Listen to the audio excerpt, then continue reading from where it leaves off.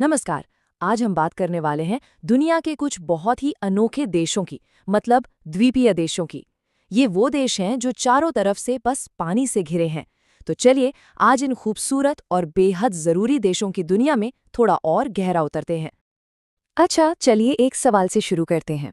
सोचकर बताइए, United kingdom, Japan और फिजी, इन तीनों में क्या बात कॉमन हो सकती है? देखा जाए तो ये तीनों देश एक दूसरे से बिल्कुल अलग है ना? कल्चर, लोकेशन, सब कुछ। लेकिन फिर भी इनमें एक बहुत बड़ी समानता है। कोई गैस? और इसका जवाब है कि ये सभी द्वीपीय देश हैं। अब द्वीपीय देश का मतलब क्या हुआ? सीधा सा मतलब है एक ऐसा देश जो चारों तरफ से पानी से घिरा हो, जिसकी कोई जमीनी सरहद किसी दूसरे देश से ना लगती हो। बस यही एक भौगोलिक सच्चाई इन इतने अलग अलग देशों को एक धागे में पिरोती है। ठीक है, तो ये तो हुई परिभाषा, लेकिन असल में एक द्वीपीय देश होने का मतलब क्या होता है? देखिए, इनकी कहानी सिर्फ भूगोल तक ही सीमित नहीं है। द्वीपीय जीवन के ना दो बहुत अलग-अलग पहलू हैं। एक तरफ ये किसी जन्नत से कम नहीं, तो दूसरी तरफ खतरों से भी भरे हैं। तो पहले जरा इनके खूबसूरत पहलू पर नजर डालते हैं। ये देश अपनी कमाल की नेचुरल ब्यूटी, अपनी यूनिक बायोडाइवर्सिटी और वाइब्रेंट कल्चर के लिए पूरी दुनिया में फेमस हैं। बस सोचकर देखिए, वो सुंदर सुंदर बीच, कोरल रीव्स और वो एकदम शांत माहौल, कमाल है ना? अब देखिए, यह है सिक्के का दूसरा पहलू, और यहीं पर एक बहुत दिलचस्प बैलेंस देखने को मिलता है। एक तरफ तो ये देश टूरिज्म और इंटरनेशनल ट्रेड के लिए ग्लोबल हब है, यहाँ से खूब कमाई होती है।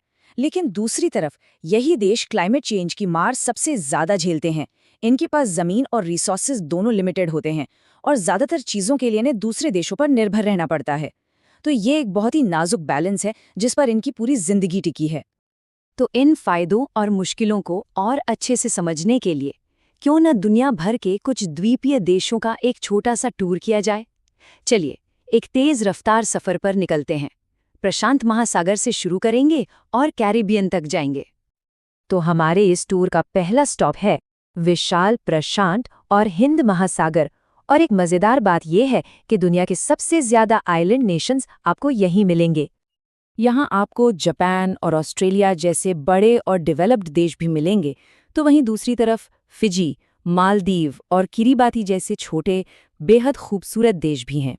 हर किसी का अपना अलग कल्चर, अपनी अलग पहचान है, और सच कहूँ तो यही डाइवर्सिटी इस पूरे इलाके को इतना खास बनाती है। चलिए अब ग्लोब को थोड़ा घुमाते हैं और चलते हैं दुनिया के दूसरी तरफ, अटलांटिक महासागर और यूरोप की ओर। यहाँ जो द्वीपीय देश हैं, उनका इतिहास तो बहुत ही लंबा और इम्पॉर्टेंट रहा है। एक तरफ यूनाइटेड किंगडम और आयरलैंड जैसे देश हैं, जिनका इतिहास पर बहुत गहरा असर रहा है। तो दूसरी तरफ आइसलैंड की वो अनोखी बर्फीली जमीन है, और साइप्रस और केप वर्डे जैसे धूप से खिले हुए खूबसूरत द्वीप भी हैं। मतलब यहाँ भी वैरायटी की कोई कमी नहीं है। और अब हमारे इस टूर का फाइनल स्टॉप, वाइब्रेंट और कल्चर से भरपूर कैरेबियन सागर। ये वो जगह है जो अपने संगीत, अपने खाने और जाहिर है अपने बेहद खूबसूरत द्वीपों के लिए दुनिया भर में जानी जाती है।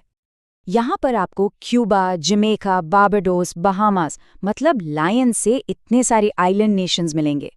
और कमाल की बात यह है कि हर एक की अपनी एक अलग पहचान है, अपना अलग कल्चर है, जो उसे बाकी सबसे जुदा बनाता है। तो इस छोटे से वर्ल्ड टूर के बाद एक नंबर सामने आता है, 46। जी हाँ, पूरी दुनिया में कुल 46 मान्यता प्राप्त द्वीपीय देश हैं। ये कोई छोटा मोटा नंबर नहीं है। इससे पता चलता है कि ये देश हमारी ग्लोबल कम्युनिटी का एक कितना जरूरी हिस्सा है। अच्छा, अब ये चार्ट देखिए। ये हमें बताता है कि ये 46 देश आखिर है कहाँ। साफ साफ दिख रहा है कि लगभग आधे, मतलब करीब 48% एशिया और पैसिफिक रीजन में है। उसके बाद करीब 28% कैरिबियन में है।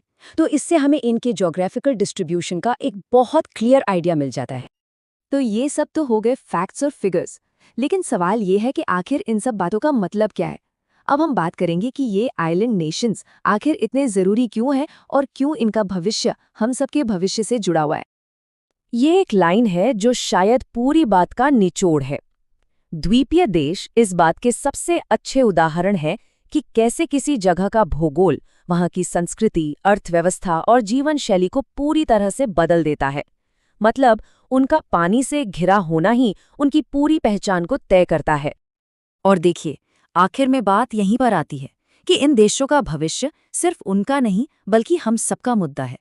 उनकी अनोखी बायोडाइवर्सिटी को बचाना, समंदर में जीवन की रक्षा करना और बढ़ते सी लेवल जैसी खतरनाक समस्याओं का हल निकालना, ये हम सबकी एक ग्लोबल जिम्मेदारी है।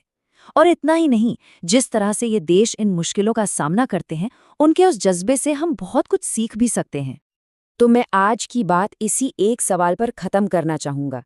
जब भूगोल ही इन देशों की किस्मत लिख रहा है, तो इनके भविष्य को बचाने में हम सबकी क्या भूमिका हो सकती है? ये एक ऐसा सवाल है जिस पे हम सबको सोचने की जरूरत है।